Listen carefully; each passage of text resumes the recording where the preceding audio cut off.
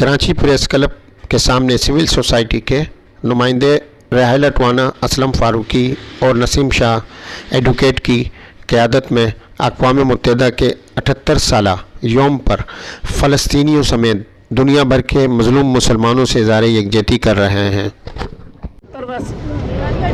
सालाना यौम पर हम उसे मुबारकबाद नहीं पेश करेंगे, हम उसे शर्म आईना दिखाएंगे और उसे शर्म कराएंगे।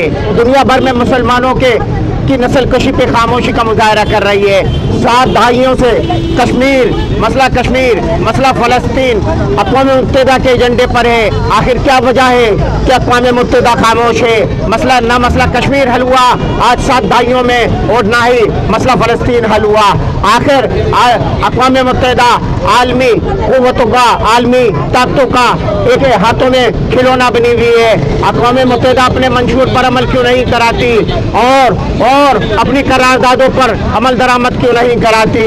मैं कहता हूँ फ़लस्तीन में फ़लस्तीनियों का खून बहाया जा रहा है, कश्मीर में मासूम मुसलमानों का खून बहाया जा रहा है। आखिर आलमी क़ुव्वतें कोई आवाज़ उठा रही है और ना ही अक़वाम मुत्तहिदा इस मसले को हल कर रही है।